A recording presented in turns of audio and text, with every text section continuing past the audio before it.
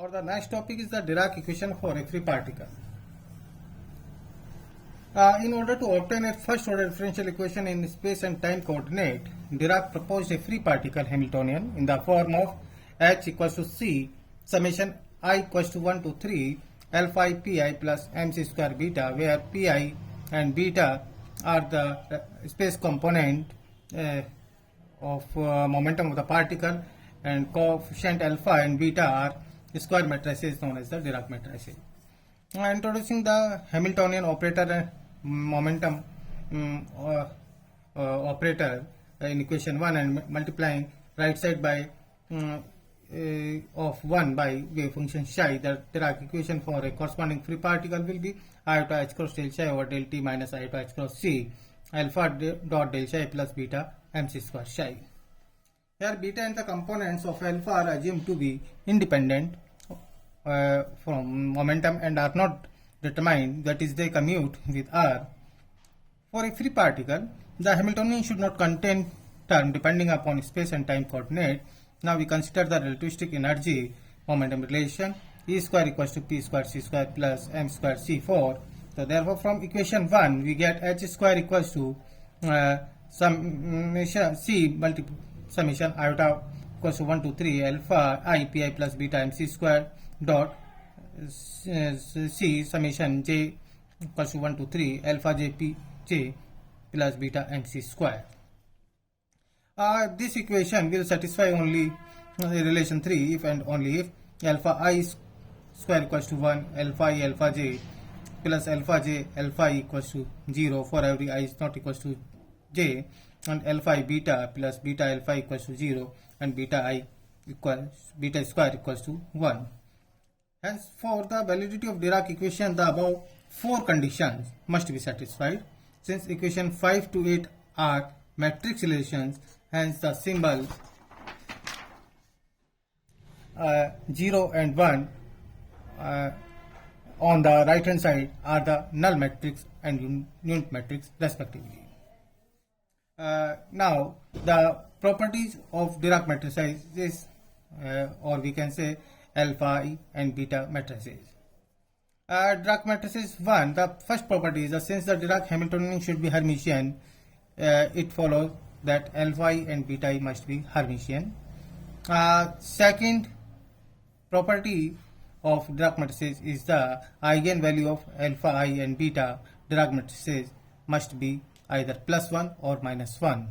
Third property is that since all the Dirac matrices anti-commute, hence only one of the 4 matrices can be diagonal. As an explicit case, we choose a representation in which beta is diagonal. Fourth property is if the Dirac wave function is a column matrix of dimension n, then Dirac equation will be valid if alpha I and beta matrix must be square matrices of dimension n cross n. Now since we know alpha I beta plus beta alpha I equals to 0 gives alpha I beta equals to minus beta alpha I, or we can say alpha I beta square minus beta alpha I beta, or alpha I equals to minus beta alpha I beta, since beta square equals to 1. This follows trace component of alpha I equals to minus trace component of beta alpha I beta, or trace alpha I beta square equals to minus trace alpha I gives trace alpha equals to 0. Similarly, trace beta equals to 0. Since the trace is just the sum of all the eigenvalues, equation 2 and 3 shows that the plus or minus 1 eigenvalue must occur the same numbers. Hence, alpha I and beta I must be dimensional matrices, and the dimension is even. The smallest even dimension of 2 by 2 matrix ruled out, since these matrices which can anti-commute are the Pauli matrices. Hence the minimum number of dimension of alpha I and beta is 4 by 4. Therefore we represent the Dirac matrix by the following 4 by 4 matrices. Alpha equals to 0 sigma I 0, where I is equals to 1 to 3, and beta equals to I 0 and 0 minus I, where I is the unit matrix and sigma I are the Pauli matrices defined as sigma 1 for I equals to 1, sigma 1 equals to 0, 1, 1, 0, sigma 2 equals to 0 minus iota, iota 0, and sigma 3 equals to 1, 0, 0, minus 1. Therefore, equation 4 for Dirac matrices are alpha I equals to 0, 0, 0, 1, 0, 0, 1, 0, 0, 1, 0, 0, and 1, 0, 0, 0. Similarly, alpha 2 we get 0, 0, 0 minus iota, 0, 0, 1, iota 0, 0 minus iota 0, 0, and iota 0, 0, 0. Similarly, alpha 3 equals to 0, 0, 1, 0, 0, 0, 0, minus 1, 1, 0, 0, 0, 0, minus 1, 0, 0, and beta equals to 1, 0, 0, 0, 0, 1, 0, 0, 0, 0, minus 1, 0, 0, 0, 0, minus 1. Above Dirac matrices are valid since they obey the properties discussed later. From this equation we obtain alpha 1 star equals to alpha 1, alpha 2 star equals to alpha 2, and alpha 3 star equals to alpha 3, and beta star equals to beta, and alpha I transpose equals to alpha I, and beta transpose equals to beta. Combining equation 6 and 7 we get alpha I dagger equals to alpha and beta dagger equals to beta. From equation 8 the Dirac matrices are Hermitian. Proof. Now we come to the probability and current density. The Dirac equation for a free particle can be represented as E minus C alpha dot P minus beta MC square psi equals to 0, where E and P are the operators are given by E equals to iota h cross del upon del T, and P is the momentum operator equals to minus iota h cross. Then the equation 1 becomes iota h cross del psi upon del T plus iota h cross C alpha dot del psi minus beta MC square psi equals to 0, and its Hermitian conjugate will be minus iota h cross del psi star upon del T minus iota h cross C del psi dagger dot alpha minus psi star beta MC square equals to 0. Since alpha and beta are Hermitian, then multiplying equation number 2 by psi dagger and 3 by psi we get these equation, and on subtracting we get iota h cross del over del T psi dagger psi plus iota h cross C dot psi dagger alpha psi equals to 0. This is the continuity equation. Del rho upon del T plus divergence J del rho upon del T plus del Ji upon del Xi, provided that rho equals to psi dagger psi and Ji equals to C psi dagger alpha I psi C. These are the required probability density and current density for Dirac equation. Now equation 6 can be expressed in 4 vector form as follows. Since the gamma matrices are defined as gamma dagger equals to beta, gamma I equals to minus iota, gamma j equals to minus iota beta alpha j, where j equals to 1, 2, 3. Now the quantities rho and ji can be expressed in compact form by writing psi bar equals to psi dagger gamma 4 or psi bar gamma 4 equals to psi dagger, so that rho can be written as psi dagger psi or psi bar gamma 4 psi. Therefore iota 0 equals to psi bar iota c gamma 4 psi, and jj equals to c psi dagger alpha j psi or minus iota square c psi dagger gamma 4 alpha j psi, or we can write psi bar iota c gamma j psi. Now the 4 vector current density is defined as J mu equals to Jj iota 0, hence we have J mu equals to J bar J mu equals to psi bar iota c gamma mu psi, where mu equals to 1, 2, 3 and 4. Thus the current continuity of equation becomes del jj upon del xj plus del rho over del t equals to del jj upon del xj plus del iota c rho upon del iota ct equals to 0, or we can say del j mu upon del x mu. This is the 4th form of the continuity equation. Now the Dirac equation in the presence of electromagnetic field. The non-relativistic correspondence of Dirac equation or magnetic moment of an electron भी इसको हम कह सकते हैं. Now we know that in case of the free particles, two component description appears to be sufficient in non-relativistic limit. Now we have to show that such a description is adequate even when the particle is not free. For this we consider a Dirac equation in a electromagnetic field described by the vector potential A and scalar potential phi. If electron denotes the electric charge of the particle, then we can write the operator P to P minus EA upon C, and energy operator can be replaced by E minus E5 in the presence of electromagnetic field. Now the Dirac equation will be E minus E5 minus alpha dot Cp minus Ea minus beta mc square psi equals to 0. Now taking the non-relativistic limit, we express psi in terms of two component column matrix, that is spinors u bar and v bar, as psi equals to u bar v bar. Putting this equation in equation number 2 and using the value of alpha and beta matrices, we get iota h cross del over del t u bar v bar equals to c 0 sigma sigma 0 pi plus 1 0 0 minus 1 mc square plus e5 u bar v bar, where e is the iota h cross, e psi equals to iota h cross del psi upon del t, and sigma, that is the Pauli spin matrices, and y equals to p minus e a upon c kinetic momentum. Therefore iota h cross del over del t u bar v bar equals to c 0 sigma dot pi 0 plus 1 0 0 minus 1 mc square plus e5 u bar v bar, or we can say c sigma dot pi v bar u bar plus u bar minus v bar mc square plus e5 u bar v bar. In the non-relativistic limit, the rest energy mc square is larger than, therefore we can write u bar v bar equals to exponential minus iota mc square upon h cross t u v, where u and v are relatively slowing varying function of time.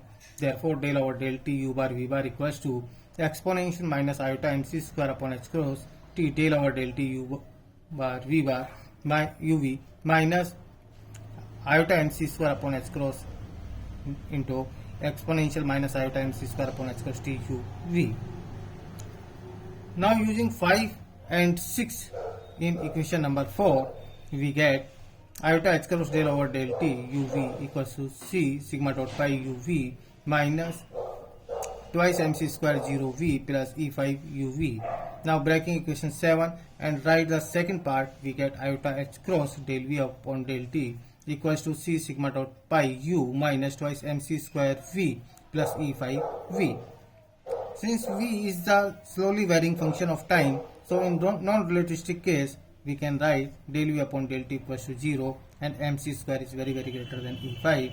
Therefore mc square twice mc square v is approximate equals to c sigma dot pi u, or v is approximate to sigma dot pi upon twice mc u, or v is very less than u. Thus we represent the small component of wave function psi in comparison with large component u. Now the first equation of 7 will be iota h cross del u over del t c sigma dot pi v plus e phi u can be written as p minus ea upon c whole square plus iota sigma into dot iota h cross b up c u upon twice m e phi u, or iota h cross del u upon del t equals to p minus ea upon c whole square upon twice m minus e h cross upon twice mc sigma dot b plus e phi u. This is the Pauli equation for the electron. The second term in equation number 10 shows that the electron in a magnetic field behave as if it has a magnetic momentum mu associated with its spin, namely mu equals to E h cross upon twice mc sigma, or mu b sigma, where mu b means the E h cross upon twice mc, that is the Bohr magneton. Now in the case of a weak uniform magnetic field, we can write B equals to curl A, or A equals to half B cross R, and hence keeping first order term in A, we have P minus E upon C whole square equals to P square minus E upon C B dot L, where L is the angular momentum R cross P, or we can say 1 upon twice M. P minus E upon C square equals to P square upon twice M minus E upon twice MC B dot L. Using equation 12, in equation 11, in case of weak magnetic field, that reduces to iota H cross del U over del T minus P square upon twice M minus E upon twice MC L plus twice S dot B U. Here L is the orbital angular momentum and S, capital S, is the spin angular momentum, that is 1 upon 2 H cross omega. The second term in this equation represents the spin orbit interaction energy of electron with the external magnetic field. Now we come to the covariant or 4-vector form of the Dirac equation. To derive the covariant form of the Dirac equation, let us first consider the Dirac equation, that is the iota H cross del psi upon del T minus iota H cross C alpha K del psi upon del x k plus beta and C square psi equal, or we can rewrite it H cross beta equals to del psi upon del iota ct plus H cross minus iota beta alpha K del psi upon del K xk plus MC psi equals to 0. Now we define the gamma matrices such that gamma K equals to minus iota beta alpha K and gamma 4 equals to beta. These gamma matrices are Hermitian, that means gamma mu dagger equals to gamma mu. Then equation number 2 becomes gamma 4 del psi upon del x4 plus gamma K del psi upon del xk plus MCH cross psi equals to 0, where x4 is equals to iota c, the fourth component in 4 dimension. Or we can say gamma mu del psi upon del x mu plus MC psi upon h cross, that equals to 0, or gamma mu del upon del x mu plus MC upon h cross psi equals to 0. This is the covariant form of Dirac equation. This form can also be written as P mu gamma mu minus iota MC psi equals to 0.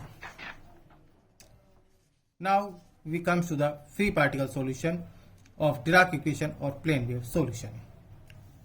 In this topic, we calculate the free particle solution of the Dirac equation.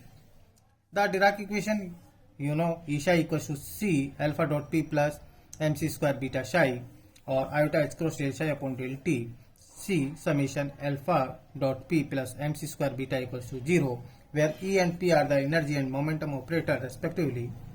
As you know, the alpha and beta are the 4x4 matrices and the function psi must be a 4, so therefore the function psi must be 4 component function represented by 4x1 matrix. Such a function is known as Dirac spinor. Let the solution of equation 1 is plane wave type such as psi rt equals to u exponential iota upon h cross p dot r minus et. Equation 1 is satisfied when C alpha dot P plus MC square beta U equals to iota H cross minus iota H cross EU. How we get this one? Now to get this condition, substitute psi RT from equation 2 to equation 1, then we get this condition. Let the spinors U are defined as U in the 4x1 matrix, in the form of 4x1 matrix, U equals to U1, U2, U3 and U4. Now putting the value of alpha and beta matrices and equation number 4 into equation number 3, we get this one, or MC square 0 CP3 CP plus 0 MC square CP minus minus CP3 CP3 CP plus minus MC square 0 CP minus minus CP3 0 minus MC square, and U1, U2, U3, U4 equals to E U1, U2, U3, U4, where P plus is the P1 plus iota P2 and P minus is the P1 minus iota P2. From this equation we get E minus MC square U1 minus CP3 U3 minus CP negative U4 equals to 0, and similarly we can get the 4 equations. These equations are homogeneous and have a unique solution only if the determinant of the coefficient is 0. So the determinant of this set of 4 equations is E minus MC square 0 minus CP3 minus CP minus 0 E minus MC square minus CP plus CP3 minus CP3 minus CP minus E plus MC square 0 minus CP plus CP3 0 and E plus MC square equals to 0. Or solving this determinant we get E square equals to C square P square plus M square C4. So that the relation between E and P is in agreement with the Schrodinger picture. Therefore, E can be written as plus minus C square P square plus M square C square, or we can say E plus or minus. For plus sign we represent it by E plus, and for negative sign we represent it by E minus. Now we can obtain 4 linear independent solution from equation 5, taking first E plus equals to P square C square plus M square C square square root. We obtain 2 linear independent positive energy solution, which are U1 equals to 0, U2 equals to 0, U3 equals to CP3 upon E plus plus MC square, and U4 equals to CP plus upon E plus plus MC square. And U1 equals to 0, U2 equals to 1, U3 equals to CP minus upon E plus plus MC square, and U4 equals to minus CP3 E plus plus MC square. Similarly, for the negative energy, we again obtain 2 linear independent negative energy solution, which are this one and this one. Thus, the 4 normalized solution of Dirac equation corresponding to positive energy are U plus upward 1 0 CP3 E plus upon CP3 U plus upward 1 0 CP3 upon E plus plus MC square, and CP plus upon E plus plus MC square. Similarly, U positive downward and U negative upward and U negative downward. The normalized constant n can be determined in the same in the sense that psi dagger psi or U dagger U equals to 1.